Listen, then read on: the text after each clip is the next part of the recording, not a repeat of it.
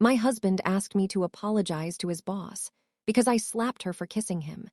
I still remember the exact moment I first saw him, as if the memory had been etched into my mind with the precision of a photograph. It was at a mutual friend's birthday gathering, a casual affair in a cozy apartment filled with chatter, laughter, and the soft clinking of glasses. I had arrived early, not knowing anyone well, feeling a little out of place amidst a room of familiar faces and animated conversations. And then I noticed him. He wasn't loud, didn't make a grand entrance, yet somehow he commanded attention. There was a calm confidence in the way he carried himself, a quiet ease that contrasted sharply with the nervous energy of the rest of us. His eyes, dark and thoughtful, seemed to take in the room without judgment, as if he were both part of it and apart from it all at once. When our eyes met across the crowded space, I felt something I had never felt before, a jolt, subtle but undeniable, like electricity running through the air between us. I tried to focus on my conversation with a friend, but I couldn't ignore him. Every time our eyes met again, my heart seemed to skip, and a strange warmth bloomed in my chest. Eventually, fate, or perhaps luck, brought us together. We were both reaching for the same book on a small shelf in the corner, and our hands brushed. He smiled, that slow, easy smile that made everything around him seem brighter, and muttered an apology that barely disguised his amusement.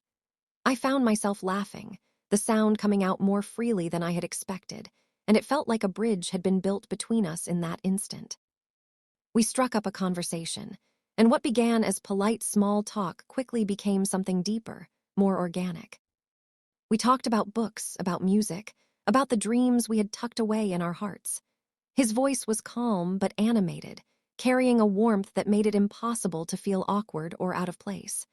There was a curiosity in his questions, a genuine desire to understand me that both surprised and captivated me.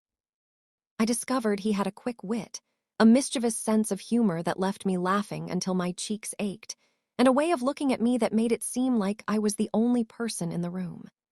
Time seemed to slip by unnoticed, the rest of the gathering fading into the background as we immersed ourselves in conversation. Our first date was planned the next weekend, almost like a natural progression that neither of us had to force. It wasn't extravagant, just a walk through a quiet park, sharing ice cream and stories about our childhoods, our families, the small triumphs and failures that had shaped us.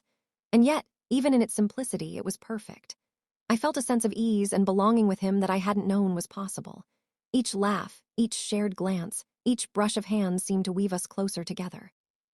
The early courtship was filled with little, unforgettable moments. The way he would remember tiny details I mentioned in passing, surprising me with things that mattered. The way he held my hand when we crossed streets. The way our conversations stretched long into the night, each word a thread pulling us tighter together. We weren't just discovering each other. We were discovering a shared rhythm, a harmony that felt unshakable. There were shy glances, hesitant touches, stolen moments of intimacy that felt both electric and safe. With him, I felt seen, not just superficially, but in ways that penetrated the walls I had built around myself over the years. By the end of that first year, it wasn't just infatuation or attraction. It was a quiet certainty that he was someone who would matter in my life, someone I wanted to build memories with, someone whose presence felt like home. Every small gesture, every shared laugh, every late-night conversation had cemented the bond between us. That first spark, ignited by a chance encounter at a crowded party, had grown into a flame that neither time nor distance could easily diminish. And looking back now, I realized that from that very first moment, when our hands brushed over a book in a corner, I knew, deep down, that my life was about to change forever. Our relationship unfolded like a gentle, unstoppable tide, each day bringing us closer in ways that were both exhilarating and terrifying. At first, it was the small things that made my heart race. The way he would notice when I had a bad day, the way he laughed at the quirks that I had always hidden from the world, the way his hand would find mine without hesitation, as if it had always known where it belonged. Every conversation felt like discovering a new layer of someone I had only just begun to understand, and yet it was as though I had known him forever. We spent countless hours simply being together, doing nothing extraordinary, yet everything felt significant. Late-night walks under the city lights, talking about everything and nothing, our words weaving invisible threads of trust and intimacy between us. We cooked meals together, laughing at our mistakes, teasing each other, and delighting in the way the simplest tasks became adventures when we were side by side. We shared music, books, dreams, and fears, sometimes in whispers in the dark when the world was asleep and it felt like it was just the two of us against everything else. He introduced me to his world, friends, family, passions, his quirks, and I felt honored that he trusted me enough to let me in. In turn, I shared my life with him, my vulnerabilities, the pieces of myself I had always guarded so carefully.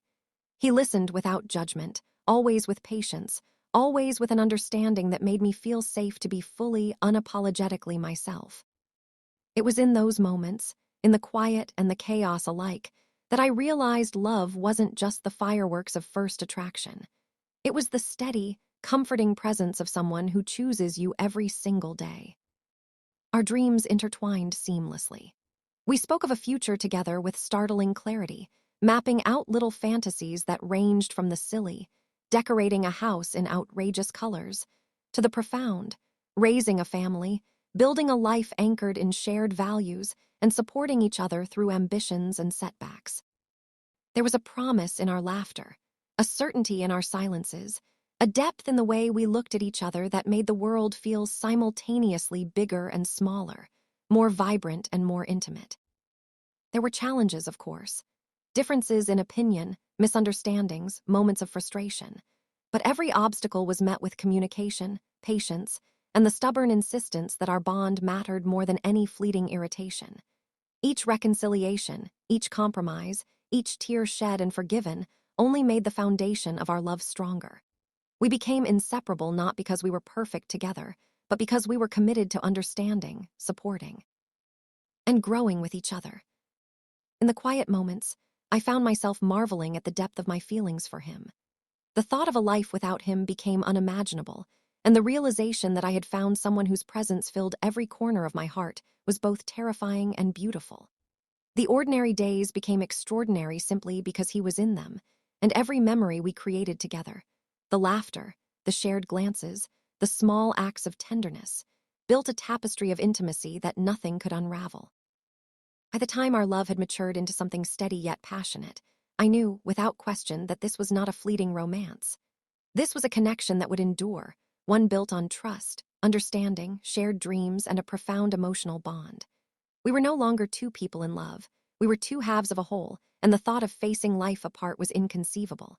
Falling in love with him was not a single moment, but a continuous, beautiful journey, a journey that neither of us wanted to end. It was a crisp autumn evening when he asked me to marry him, though at the time, I had no inkling of what was about to unfold. He had taken me to the little park where we first spent an entire afternoon together, a place that had become our sanctuary over the months, filled with memories of laughter, whispered secrets, and quiet moments of understanding. The leaves crunched beneath our feet as we walked, painted in shades of gold and crimson, and the air carried the soft scent of earth and falling foliage. I remember thinking how ordinary the day seemed, yet how perfectly it mirrored the rhythm of our life together, comfortable, familiar, yet endlessly full of small wonders. As we reached the old oak tree at the center of the park, he paused, and for a moment, I thought he had forgotten something or was lost in thought. Then I noticed the way his hands fidgeted slightly, the subtle tension in his posture that I had never seen before. He looked at me, really looked at me, as if seeing me in a way that went beyond words or surface appearances. My heart fluttered, an unexplainable anticipation rising inside me. Without a word, he took my hand in his and gently guided me to a small, secluded clearing beneath the branches of the oak tree. Then he dropped to one knee. Time seemed to stretch, the sounds of the city fading away, leaving only the two of us suspended in that golden light of early evening. He pulled a small velvet box from his pocket, opening it to reveal a ring that sparkled like a fragment of the sky. His eyes glistened, and his voice, steady yet charged with emotion, broke the silence. He spoke not of grandeur or theatrics, but of us, of the countless little moments that had led to this, the laughter, the shared dreams, the unwavering support, the way we had become indispensable to each other. He asked me to marry him, to share not only the extraordinary milestones but the mundane, quiet moments of life, to continue building a world together from the foundation we had already laid. His words were filled with sincerity, vulnerability, and a depth of love that made my chest ache with both joy and disbelief. The early months of pregnancy brought with them a host of emotions, each one more intense than the last. Excitement mingled with apprehension, joy intertwined with anxiety. I felt a profound sense of responsibility, a protective instinct for the life growing inside me, and yet a fear that I might not be able to navigate the challenges ahead. He was my anchor through it all, attending every appointment, reading every article, and learning alongside me as we prepared for a new chapter neither of us had fully experienced before. There were nights when I would lie awake, wondering how our lives would change, questioning if we were ready, and he would gently stroke my hair, whisper reassurances, and promise that we would figure it out together. Those moments, tender and vulnerable, brought us closer than I ever imagined possible. As the pregnancy progressed, the reality of impending parenthood became more tangible. We spent hours imagining the child we would soon meet, discussing names, painting the nursery, and dreaming about the kind of parents we wanted to be.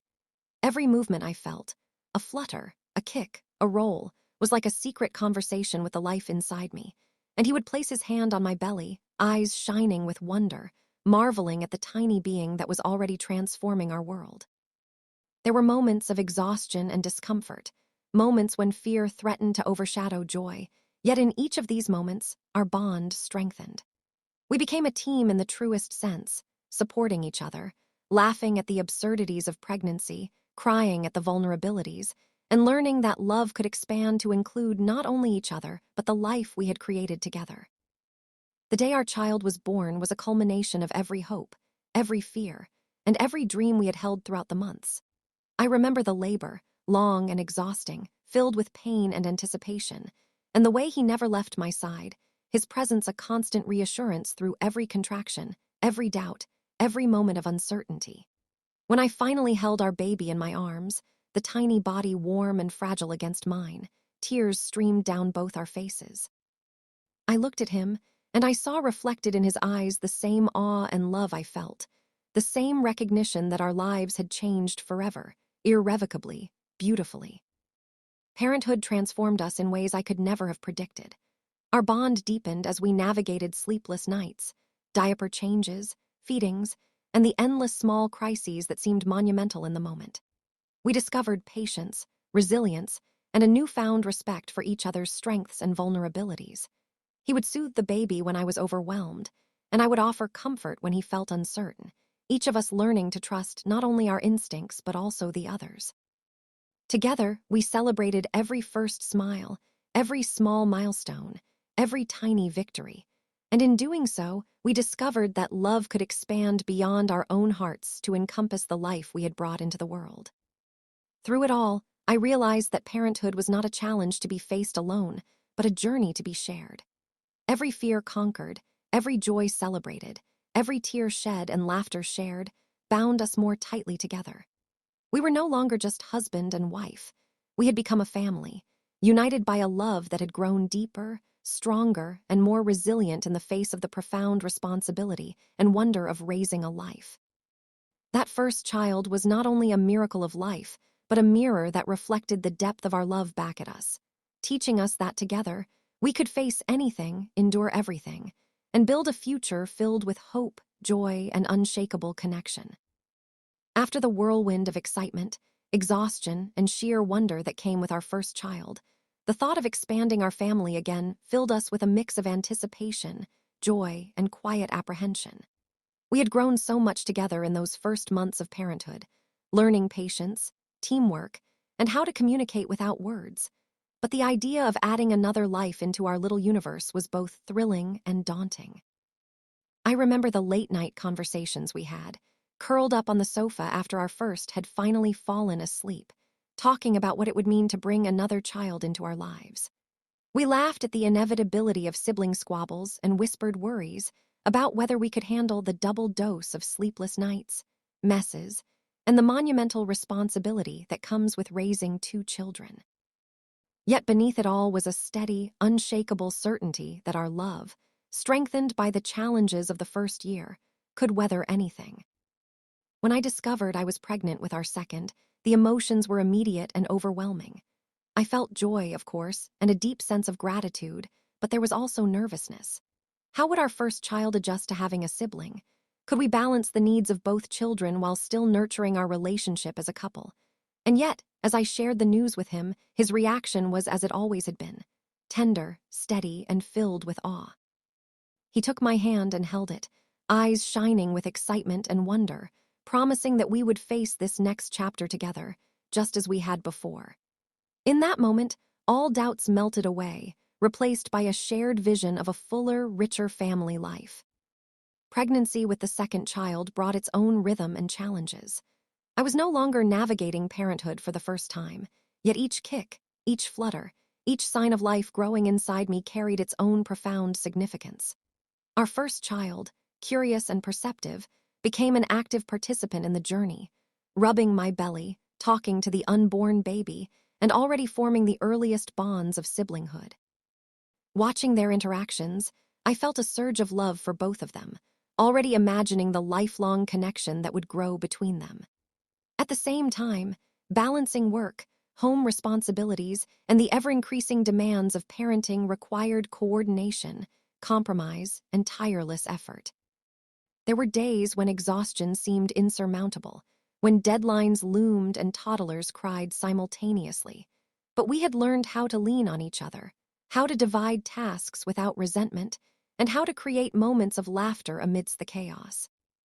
When our second child arrived, the house was filled with a new energy, a different kind of joy. The first meeting between siblings was tender and awkward at first, our older child peering curiously at the tiny, fragile newcomer, unsure how to respond. But slowly, instinctively, a bond began to form.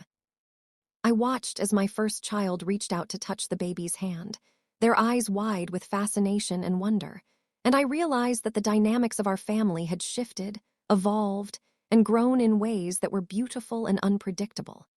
The early days were a delicate balancing act, feeding schedules, nap times, comforting both children when they cried, managing visitors, and trying to steal moments for ourselves. But through it all, the love in the house felt magnified, multiplied by the presence of two children who depended on us and on each other. Parenting two children demanded creativity, patience, and constant attention. We had to adjust our routines, dividing our focus without making either child feel neglected, learning to read moods and respond with care. There were inevitably moments of jealousy, tantrums, and misunderstandings, but we also witnessed the early seeds of a sibling bond, sharing toys, comforting each other, laughing at shared discoveries. Our evenings often ended with the three of us tucked together in the living room, stories being read aloud, laughter filling the spaces between the exhaustion and quiet, and I felt a profound sense of gratitude for the life we had built. Through the journey to our second child, our relationship as a couple deepened once again. The challenges of balancing work, household responsibilities, and parenting forced us to communicate more clearly, support each other more consistently, and find joy in the smallest victories. We celebrated milestones together, comforted each other through setbacks, and witnessed firsthand the miracle of two lives growing, learning, and loving within the same home. Expanding our family was not merely about adding another child. It was about discovering new dimensions of patience, empathy, and unconditional love. It strengthened the bond between us, teaching us that together, we could not only survive the chaos of parenthood but thrive within it, creating a family that was resilient, loving, and beautifully complete. Life settled into a rhythm that was both comforting and filled with small, immeasurable joys. Our weekends became sacred, a time when the outside world faded, and our family existed solely within the warmth of our home and the laughter that echoed through its rooms. Saturday mornings were often slow and indulgent. I would wake to the smell of coffee brewing and the sound of little feet padding across the floor, followed by tiny voices calling out for breakfast or asking to be carried into the kitchen. We would gather around the table, sometimes in pajamas, sharing pancakes that were invariably lopsided but made perfect by the joy of making them together. He would hum softly while flipping the batter, stealing glances at me that carried the same quiet wonder and appreciation that had drawn me to him years ago. And our children would giggle at the little antics that only a parent can pull off, their laughter contagious and filling every corner of the house. After breakfast, we often went for long walks in the nearby park, holding hands and letting our children explore the world with wide-eyed curiosity. Watching them chase butterflies, pick up fallen leaves, or call out to squirrels with unabashed excitement reminded me of the beauty of ordinary life. There was magic in these everyday moments. The simple pleasure of a sunny afternoon, the joy of shared discoveries, the quiet pride in seeing our children learn and grow. He would point out clouds shaped like animals or explain why the trees had turned golden in the fall. And together we created a world that was at once playful, safe, and full of wonder. Birthdays were always a celebration not only of our children, but of the love and togetherness that had made our family what it was. We spent weeks planning small surprises, carefully crafting invitations, decorating the house with balloons and banners, and baking cakes that were often messy, but imbued with laughter and care. The joy in our children's eyes as they tore into presents, sang songs, and played games with friends and family was mirrored in our own hearts, a reflection of the fulfillment that came from creating memories that would last a lifetime. Even our own birthdays became more meaningful, celebrated with quiet dinners, heartfelt notes, and the satisfaction of knowing we had built a life full of connection and joy. Holidays were a particular delight, marked by traditions that we began to invent as a family. Christmas mornings were a symphony of excitement, with stockings hung carefully on the mantel, the soft twinkle of fairy lights casting a warm glow, and the ritual of unwrapping gifts together in a haze of laughter and squeals of delight. Halloween became an opportunity for creativity, with costumes designed and perfected over weeks, and the thrill of trick-or-treating shared with neighbors and friends. Even the smallest holidays, like Valentine's Day or our own anniversary, were imbued with meaning, as we found ways to celebrate one another, to pause amidst the busy chaos of life, and recognize the love that held us together. Amid all these celebrations and routines, it was the ordinary, quiet moments that often carried the most weight. Evenings spent reading bedtime stories, tucked together under blankets, with the soft rhythm of our children's breathing as they fell asleep, were moments of profound peace. Sunday afternoons spent baking bread, planting flowers, or simply sitting on the porch watching the sky change colors were infused with a deep sense of contentment. Our family traditions, both large and small, became the glue that bound us together, creating a shared narrative of love, joy, and belonging that no external event could shake. Through it all, I realized that happiness is rarely found in grand gestures or extraordinary events. It lives in the quiet corners of daily life, in laughter shared over a spilled cup of coffee, in the warm embrace of a partner at the end of a long day, in the delighted squeals of children discovering the world. Our life together was not perfect. There were messes, arguments, and days when exhaustion threatened to overwhelm. But the love, laughter, and togetherness we cultivated made every challenge worth enduring. Everyday happiness, I learned, was not about perfection or spectacle. It was about presence, connection, and the steady, enduring warmth of a family who chose to love one another in every ordinary moment. Over time, I began noticing subtle shifts in his behavior, small changes that at first seemed insignificant, almost easy to dismiss, but that gradually accumulated into a sense of unease I couldn't ignore. It started at work, or rather, in the stories he told me about work. He seemed distracted during our conversations about his day, offering vague answers or brushing past details he had once shared eagerly. Where he used to recount events with humor or frustration, now his descriptions were clipped, measured, almost rehearsed.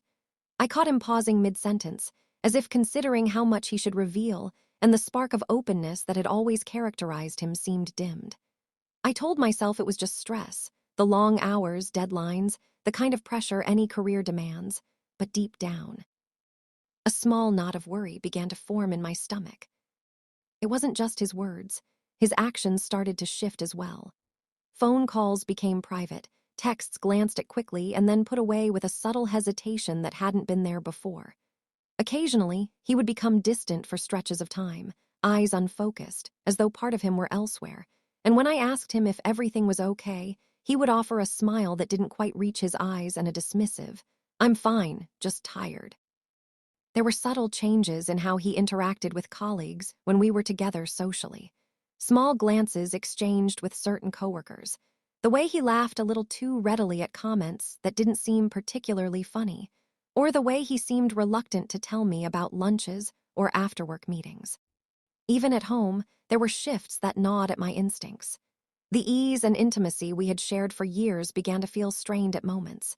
He would sometimes retreat to his phone or laptop, absorbed in work, but with an energy that felt different, more tense, more guarded.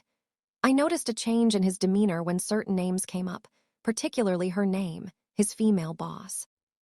He spoke of her professionally, of course, but the casualness with which he now referenced her presence at work felt weighted somehow, charged with an unspoken tension. It was the little things. The way he straightened his posture suddenly, the slight flicker in his eyes, the way he seemed to measure his words more carefully than before. I tried to rationalize my feelings. Perhaps it was just my imagination, a product of my overactive mind or the insecurities that sometimes surfaced despite the strength of our relationship. But my instincts, honed by years of shared life, whispered that something was off. There was a subtle change in his warmth, the way he spoke to me, the way he seemed to reserve pieces of himself, fragments of his day and thoughts, as if protecting something from my view. I noticed myself scanning his expressions for hints, reading between the lines of his gestures, and while there was nothing overt, no confrontations, no outright deception, there was a tension, a quiet shift in the rhythm of our lives that I could feel in the marrow of my bones. Even our children noticed the changes in their own innocent ways. Moments when he seemed distracted or absent during playtime, or when laughter was interrupted by sudden sighs or preoccupied glances at the clock, added to the tension that permeated the home, subtle but undeniable. I began to observe patterns in his interactions, nodding inconsistencies, fleeting hesitations, and those almost imperceptible signs that something was not as it once had been. The weight of uncertainty grew quietly, a persistent undercurrent beneath the surface of our daily routines, filling me with both anxiety and an unshakable curiosity about what was truly happening behind the calm, familiar exterior of the man I loved so deeply. The tension, though subtle at first, became impossible to ignore. Every unexplained glance, every secretive smile, every careful choice of words felt like a thread pulling at the fabric of our life together. I found myself hyper-aware, analyzing each interaction, each story about his day, each encounter with colleagues, trying to understand what was changing and why. It was as though a layer of fog had settled between us, one that couldn't be swept away by reason or reassurance alone. And in the quiet moments, when the house was still and I was left with my thoughts, I could feel a growing unease, a premonition that the equilibrium we had built so carefully might be more fragile than I had ever imagined. It was a bright, early evening when I finally met her, his female boss, for the first time, and I remember feeling an unexplainable mix of curiosity and apprehension even before the meeting began. We had agreed to have dinner with a few colleagues after work, a casual gathering he had insisted I attend so that I could meet the people he spent so much of his time with. I had never imagined this encounter would leave me with the uneasy sensation that would quietly grow over the months to come, but even as I approached the restaurant, I felt a subtle tension coil in my stomach. There was nothing to suggest overt threat or malice. She appeared polite, poised, and professional, but instinct whispered that there was something about her demeanor that warranted attention. When she extended her hand, smiling brightly, I noticed the confidence in her posture and the ease with which she carried herself. There was an intensity in her gaze, a way of looking at him, not necessarily inappropriate, at least not at first glance, but it was a glance that lingered, that seemed to measure him in a way that made me oddly uncomfortable.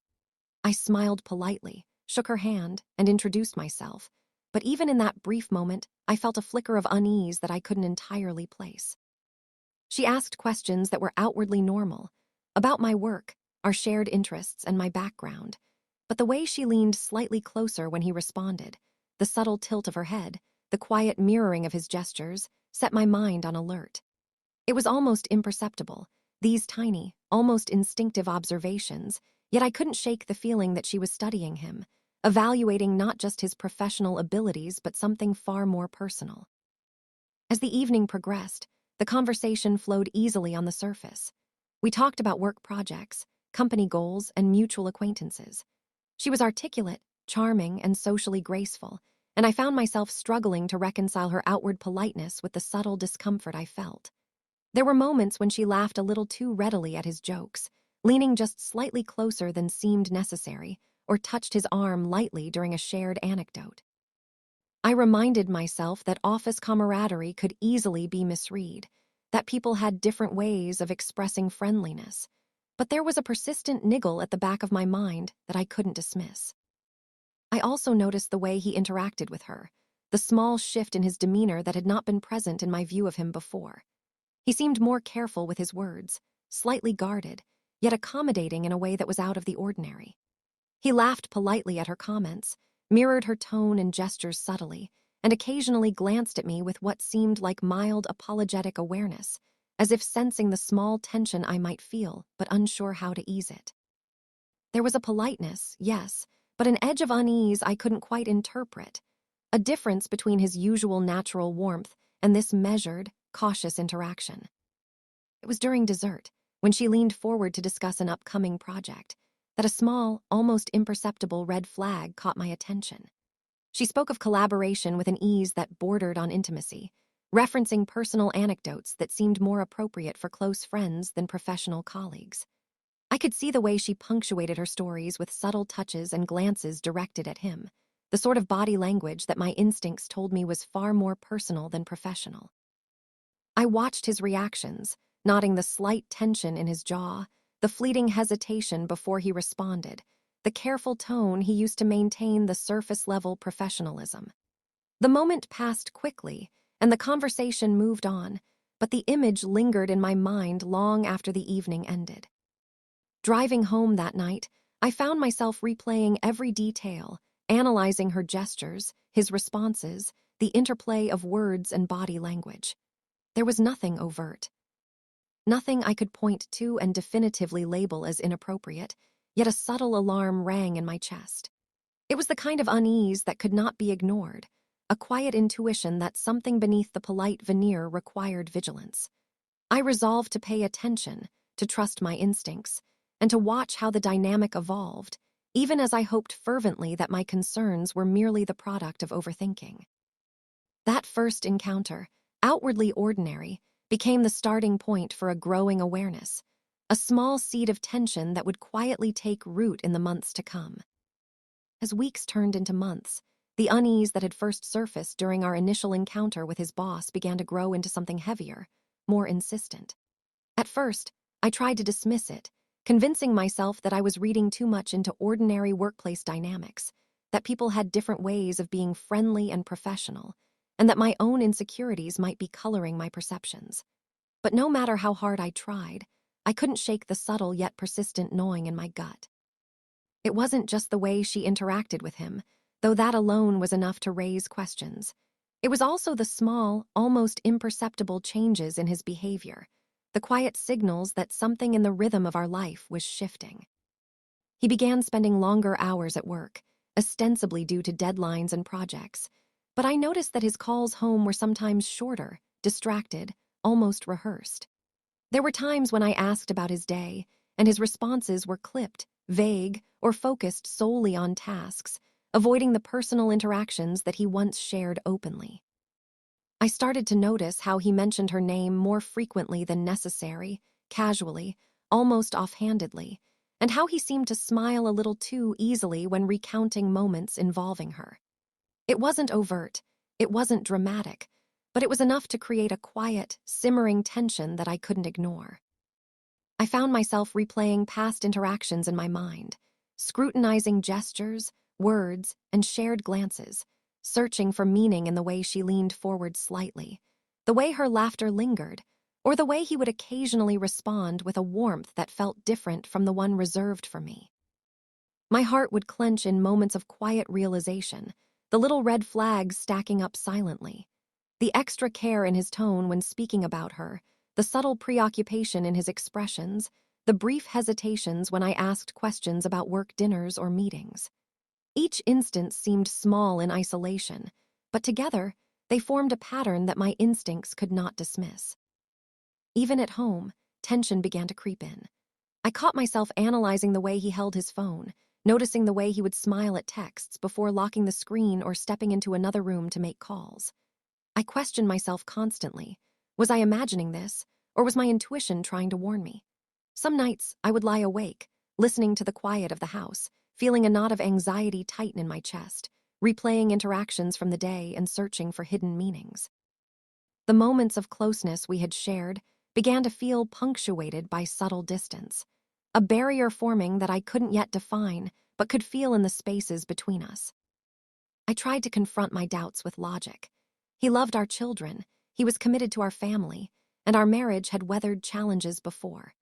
And yet, the tension between what I knew and what my gut told me was becoming increasingly difficult to reconcile. I noticed that I was more aware of his schedule, more attuned to changes in his tone or demeanor, more sensitive to the way his eyes would shift or linger when certain names or situations arose. It wasn't paranoia, I told myself. It was awareness, vigilance, an attempt to protect the life we had built together. The unease began to permeate the rhythm of our days. I found myself more cautious in conversations, more guarded in the way I asked questions, less trusting of casual interactions that once would have seemed innocuous. Even the laughter and joy that had defined our family life felt tinged with a subtle anxiety, a background hum of tension that I couldn't silence. I could see it in myself, in the way I tightened my shoulders when he mentioned work, in the way I watched his expressions for clues, in the way my thoughts would spiral into what-ifs that had no concrete answers. And all the while, my love for him remained undiminished. That love was the thing that made this growing suspicion so painful, the knowledge that I cared deeply for him, that our lives were intertwined in ways that were profound and beautiful, but that there was a small, gnawing uncertainty threatening to erode the trust we had built over years. It was a quiet, slow-building storm, an internal struggle between reason and instinct, love and doubt, and with every passing day, the tension grew heavier, settling like an invisible weight over the corners of our home, over our conversations, over the life we had so carefully constructed. I realized, reluctantly, that this was no longer just a fleeting worry or a passing intuition. It had become a constant presence, threading itself through every interaction, every thought, every heartbeat. The growing unease, subtle at first and then undeniably persistent, was demanding my attention. And deep down, I knew that it was only a matter of time before it would demand more than attention. It would demand action, clarity, and perhaps confrontation. The tension was no longer a whisper. It was a shadow stretching across the foundation of our life together, impossible to ignore. I will never forget the moment I saw it, though in truth, saw doesn't even begin to capture the overwhelming surge of disbelief and raw emotion that hit me all at once. It happened on an evening that had begun as ordinary as any other. I had stopped by his office to drop off a forgotten file, a simple errand that I assumed would take only a few minutes. The corridor was quiet, the hum of fluorescent lights above, and I felt an easy sense of comfort in knowing I would be in and out in a flash. But the instant I rounded the corner, my entire world seemed to shatter. There they were, him and her, closer than I had ever imagined, and in that fleeting second the truth became impossible to deny. Their lips met, a brief but unmistakable kiss, and everything in me froze. It wasn't a casual brush, it wasn't a fleeting gesture misread in the moment. It was deliberate, intimate, and shockingly real. The scene burned itself into my mind with a clarity that made the room feel both impossibly still and violently spinning at the same time. My chest tightened, a sudden, searing pain that made it difficult to breathe. My knees nearly gave way beneath me, and for a heartbeat, I couldn't move, couldn't speak, couldn't reconcile what my eyes had just witnessed with the man I had trusted, loved, and built a life with. Anger surged almost immediately, hot and electric, mingling with a profound sense of disbelief. How could he? How could this happen right under my nose, in a space that was meant to be professional, meant to be safe? I wanted to scream, to lash out, to shake him and demand answers, but my body felt locked in place, my mind a chaotic storm of emotions. Part of me wanted to retreat, to escape the scene entirely and avoid confronting the unbearable reality.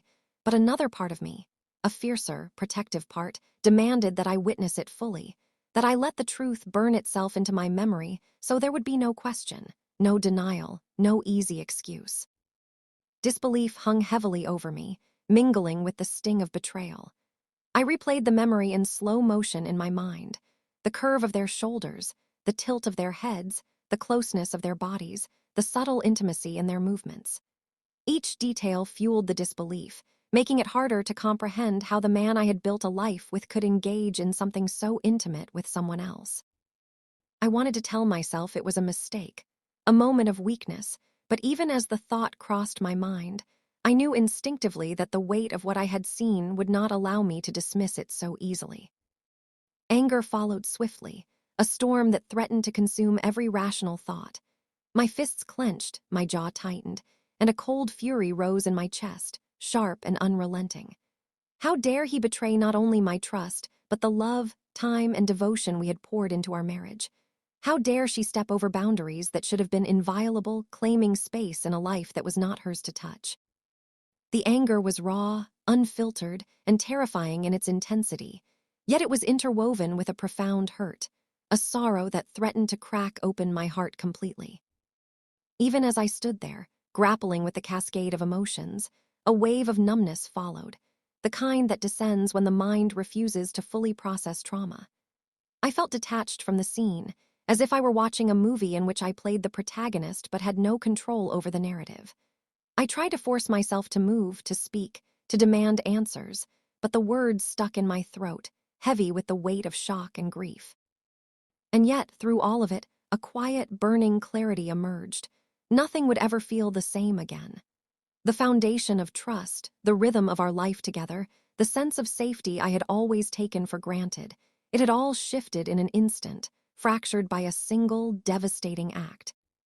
In the aftermath of witnessing that kiss, my mind raced through every memory, every interaction, every moment that now seemed tainted with the possibility of deceit.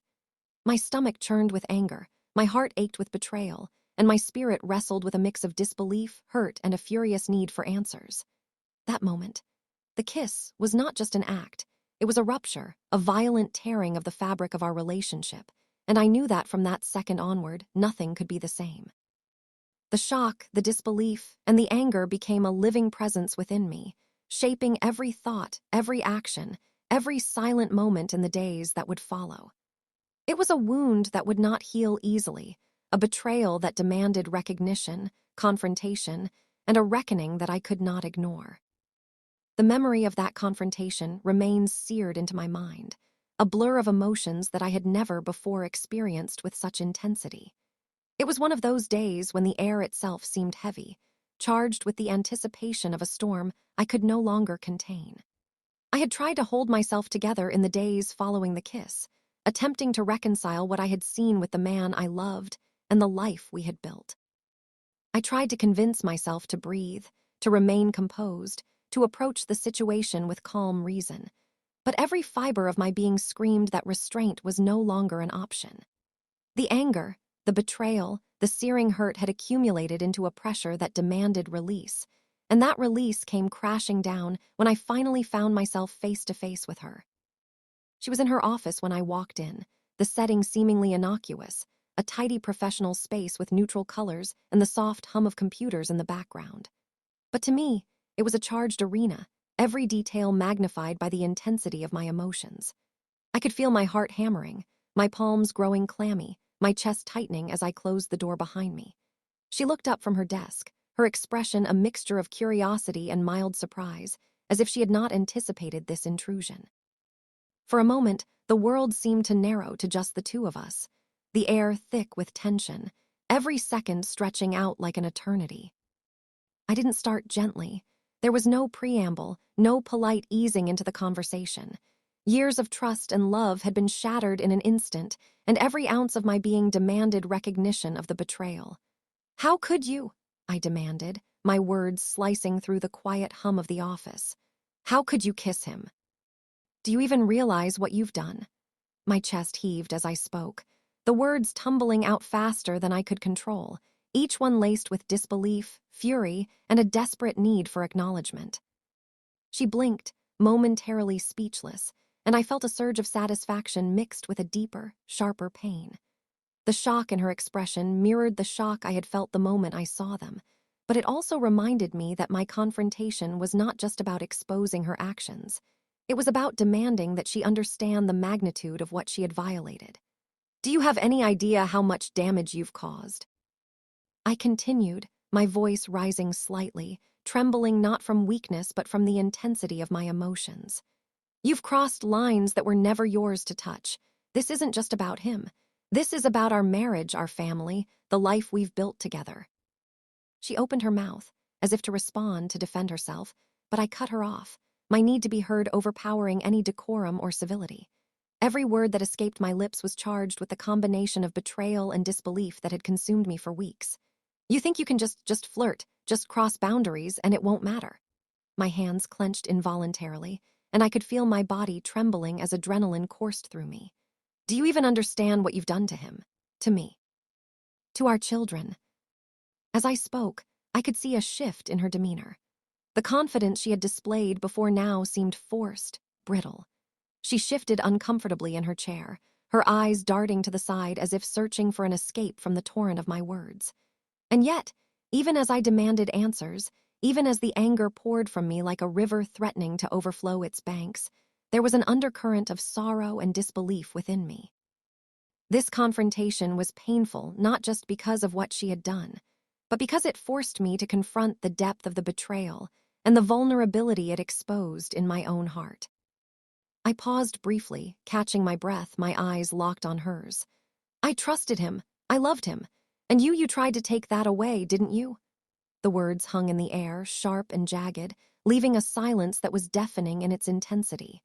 I could feel my entire being vibrating with tension, a mixture of rage, heartbreak, and the fierce need to protect what was mine. Every second stretched unbearably as I waited, not for an apology, but for acknowledgement, some recognition that she understood the gravity of what she had done. That first exchange of words became the fulcrum on which everything else pivoted. It set the tone for what would follow, the surge of anger that would ultimately erupt into the slap, the emotional intensity that would shake the very foundation of our interactions, and the painful reckoning that would demand clarity, accountability, and the beginning of a confrontation that could no longer be avoided.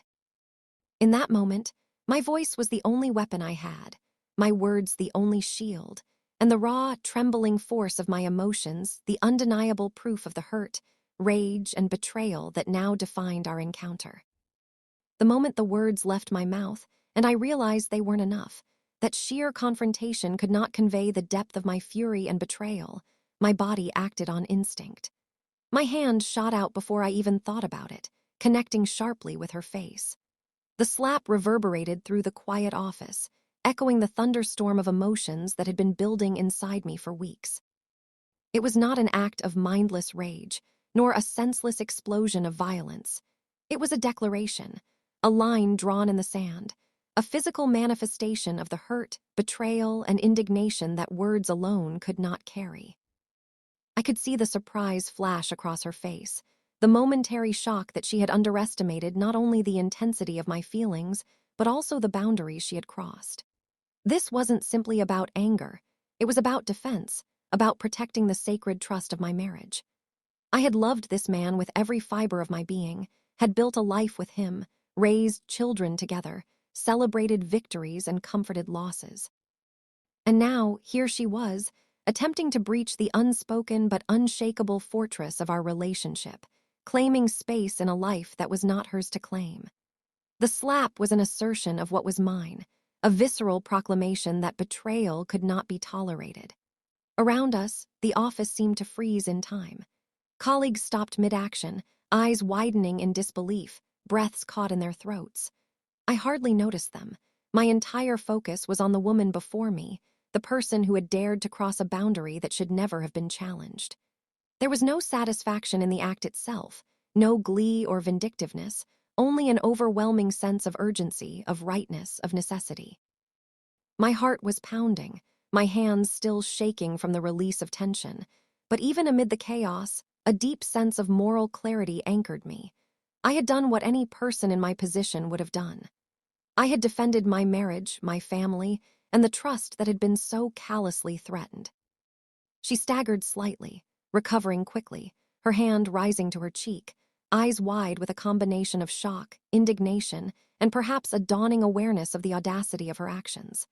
And yet, I felt no shame in that moment, only the lingering heat of righteous fury. How dare she assume that proximity, flirtation, or a kiss could go unnoticed, that boundaries built on years of love and commitment could be casually crossed? My slap was more than a reaction. It was a statement, a warning, and a reminder that betrayal has consequences, that actions are never without impact, and that the woman who has built her life with him has every right to defend it. As the adrenaline began to ebb, a strange calm settled over me. My breathing remained heavy, my chest still tight, but beneath it all, I felt a sense of resolve. I had acted not out of impulsive cruelty, but out of necessity, out of the primal instinct to protect the life, love, and family that had been entrusted to me. The slap was the physical culmination of all the weeks of unease, suspicion, and heartbreak, the point where all the words, all the thoughts, and all the simmering emotions could no longer be contained. Even as whispers rippled through the office and startled glances were cast in our direction, I knew I had done what was right. There was no apology needed for the defense of my marriage, no guilt to carry for standing up to someone who had deliberately threatened the trust between a husband and wife. It was a visceral, undeniable truth. My love, my life, my family, all of it was mine to protect. And in that act, brief and sharp as it was, I reclaimed a piece of myself that had been teetering on the edge of helplessness. The slap was not the end, it was the catalyst for what would follow. The confrontation, the explanations, the tension that would ripple through our lives. But in that precise moment, it was an assertion of power, a statement of truth, and a refusal to let betrayal go unchallenged. I had acted not from malice, but from love and protection, and that understanding anchored me even as the world around me seemed to reel from the intensity of the scene. The office was still reeling from the slap. She staggered back slightly, clutching her cheek, her expression a mixture of shock and indignation, while the faint murmurs of stunned colleagues filled the air. My body was still buzzing with adrenaline, my chest heaving, my hands trembling, not with shame, but with the intensity of defending something sacred. I had acted to protect my marriage, to assert the boundaries that had been violated in the most intimate, shocking way possible. And yet, in the midst of that storm, he appeared. He didn't rush, didn't display panic or regret. Instead, he moved with a calmness that made the blood in my veins freeze for a moment. His expression was measured, composed, almost clinical, as if my outrage, the slap, and the betrayal itself were inconveniences to be managed rather than raw truths to confront. He looked at me, not with concern or remorse, but with the quiet authority of someone who believed the world should bend to their expectations. "You need to apologize to her," he said, his voice calm and steady, the kind that brooked no argument. I froze, stunned. Apologize? To her? For what? For defending my marriage? For reacting in the only way that could convey the depth of my betrayal and fury? My mouth opened, then closed, then opened again, words failing me as I tried to process the audacity of his demand. My chest felt as though it had been crushed under the weight of disbelief and betrayal. You want me to apologize? After what I just saw, after what she did?" I finally managed, my voice trembling with fury and incredulity. He nodded, unfazed. "Yes, you were out of line. You can't just slap her. You need to apologize. This is about handling things properly." I could feel my blood boil. My body still thrummed with adrenaline, my mind still racing with the vivid image of his betrayal. And now, on top of it, there was this crushing, surreal layer of injustice. He had kissed her. He had violated every trust, every unspoken rule of our marriage. And yet the wrong that demanded immediate correction was mine. I wanted to scream, to shake him, to make him see what he had done. But even in that moment, I realized that he felt no guilt, no shame, no awareness of the damage he had caused. His only concern was propriety, appearances, and controlling my response. "I understand you're angry," he continued, his tone calm, almost rehearsed, as though delivering a corporate directive rather than acknowledging a personal, intimate disaster. But you can't let emotions control your actions. You need to apologize. If you care about us, you'll apologize. That's the right thing to do. Rage and disbelief coiled tighter in my chest. He wasn't asking, he was commanding. And in his command was a chilling disregard for the betrayal he had committed. The reality was impossible to ignore. He had crossed boundaries that no one should ever cross, and now he was dictating how I should behave in the aftermath. The audacity of it made my skin crawl. I stood there, trembling with a mix of fury, disbelief, and humiliation. Colleagues averted their eyes. She, the woman I had confronted, remained frozen, her hand still on her cheek. And he, the man whose kiss had set all of this into motion, simply watched, waiting for compliance. I realized with a bitter, twisting clarity that this confrontation was only the beginning, not just with her, but with him. His lack of remorse, his insistence that I apologize while he himself had betrayed me, was another wound layered atop the first. A cold, insidious betrayal of trust that cut deeper than the slap ever could. The silence that followed was deafening. I felt the full weight of the injustice pressing down on me, a mix of anger, hurt, and disbelief coiling tightly inside. And in that moment, I understood that moving forward would not be simple. If he could not see the wrong in his actions, if he could not feel the remorse that was natural and inevitable, then I alone would have to navigate the emotional aftermath. I alone would have to protect my dignity, my family, and the love that had been so casually threatened. The path ahead would be hard, but I knew I had no choice but to face it with my head held high, even in the face of his cold indifference. I didn't sleep that night. Every time I closed my eyes, I could see him standing there, calm, composed, asking me to apologize to the very woman who had kissed him, while I burned with the fire of betrayal and disbelief. The silence of the house felt suffocating, thick with the echoes of what had happened. I could still feel the adrenaline, still hear the imagined whispers of colleagues, and the shocked gasp of the woman I had confronted. The weight of the day pressed on me, crushing me from all sides. And yet, amid the chaos of emotion, one thought became impossibly clear. I could no longer stay there. The house that had once been our sanctuary, the place where we had laughed, celebrated birthdays, and watched our children grow, now felt like a cage. Every room held reminders of him. The empty coffee mug on the counter where he always left his morning cup, the piles of laundry waiting to be folded, the framed family photos where his image smiled back at me from the walls. But those smiles no longer brought warmth. They were reminders of a trust that had been shattered, a life that now felt unsafe and unstable. My heart ached for the home we had built, but the reality was undeniable. I could not remain in a place where betrayal had walked through the door and where I was expected to apologize for defending my marriage. I began packing quietly in the early hours, careful not to wake the children. Each item I placed into a suitcase was heavier than the last, not in weight, but in emotional significance. Their favorite toys, the little clothes I had washed and folded countless times, the blankets they had grown up with, all of it carried pieces of our life together. And yet, each piece I packed felt like reclaiming a fragment of my own agency, a statement that I would not allow my home, my family, and my dignity to be controlled by someone else's betrayal. I explained to the children in gentle, careful words that we were going to stay somewhere else for a while. I wanted to protect them from the storm, to shield them from the details they didn't need to know, while still letting them feel the gravity of the change. Their wide eyes, full of confusion and fear, pierced me with guilt and sorrow. I promised them stability, warmth, and love, even as the reality of leaving their home and their father hung over us like a shadow.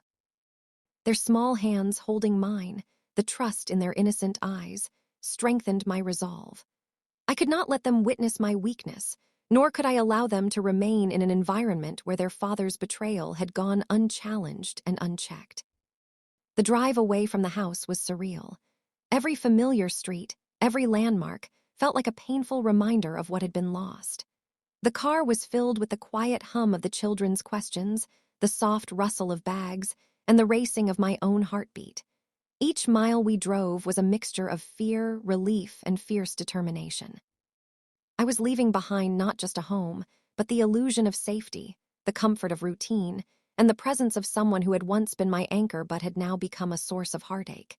And yet, with each mile, I felt a strange, tentative sense of freedom. The betrayal, the unfair demands, and the injustice no longer had immediate control over us. We were moving forward, even if the path was uncertain. When we arrived at the temporary apartment I had managed to secure, I felt both exhausted and relieved. The space was smaller, unfamiliar, and devoid of the warmth that had once filled our home. Yet it was ours in the sense that I controlled it. It was safe from him, from her, and from the unrelenting chaos of the previous day. I began unpacking slowly, methodically, creating pockets of familiarity for the children. Their toys in one corner, their books on shelves they could reach, the small details that would help them feel grounded. Each act was an affirmation that our lives, though shaken, could continue. As the evening fell and the children lay in bed, exhausted from the emotional upheaval, I sat alone in the quiet apartment, finally allowing myself to feel the full magnitude of the situation. Grief, anger, relief, and fear collided in my chest. I mourned the home we had lost, the life we had built together, and the trust that had been shattered so carelessly. And yet, beneath it all, there was a deep, simmering sense of strength. I had made the hardest decision, leaving the house, taking the children, protecting them from exposure to betrayal. And I had done it with clarity and purpose. He had been consistent. Every single week, he reached out. Sometimes with flowers left at the doorstep, sometimes with messages that I ignored, sometimes with letters written in the same careful handwriting I used to find endearing. Other times, he came in person, standing outside the apartment like a man who had nowhere else to go. At first, I wouldn't even open the door. I would watch from behind the curtains, unmoved by his attempts, hardened by the memory of that day. The kiss, the slap, the demand for an apology that still stung worse than any betrayal could. But over time, something changed. His persistence stopped feeling manipulative, stopped feeling like a man desperate to regain control. Instead, there was a quietness to it, a humility I had never seen in him before. He no longer argued, no longer raised his voice when I refused to talk. He simply waited, apologized, and left quietly if I didn't respond. It wasn't grand gestures or dramatic declarations anymore. It was the consistency, the patience, the slow crumbling of the pride that had once blinded him. He started showing up for the children too, never unannounced, always respectful of my boundaries. He would pick them up from school, bring their favorite snacks, help with their homework. The children, at first cautious, gradually began to warm up to him again. Their laughter when he was around was softer, more uncertain, but real. Watching them interact with him stirred something deep within me, not forgiveness yet, but a quiet ache, a reminder of what our family used to be. I noticed the changes in his eyes first. There was a tiredness there, a heaviness that didn't come from guilt alone but from realization. His once sharp, confident demeanor had softened. His words, when we occasionally spoke about the children or logistics, were gentler, less defensive, and often laced with a kind of remorse that seemed genuine. It was unsettling, confusing even. I had spent months building walls around myself, reinforcing my independence, convincing myself that I no longer needed him.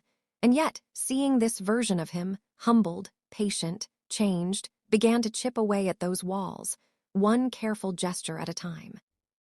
There were nights when I caught myself remembering the way he used to hold me, the quiet conversations we used to share after the children went to bed, the plans we had made for our future. Memory is cruel like that. It doesn't let you choose which moments to keep. It reminds you of both the love and the pain in equal measure. And as much as I tried to focus on the betrayal, there were moments when the warmth of what we used to have slipped through the cracks of my resolve. Then one evening, after he dropped the children off, he lingered a little longer by the door. He didn't ask to come in. He didn't plead. He simply looked at me, eyes full of weariness and sincerity, and said softly, "I know I can't undo what I did. I know I broke something in you that might never heal the same way. But I'll keep trying, not because I think I deserve another chance, but because you and our children are my home. And I'll keep showing up until you believe it." When he left, I sat in the silence for a long time.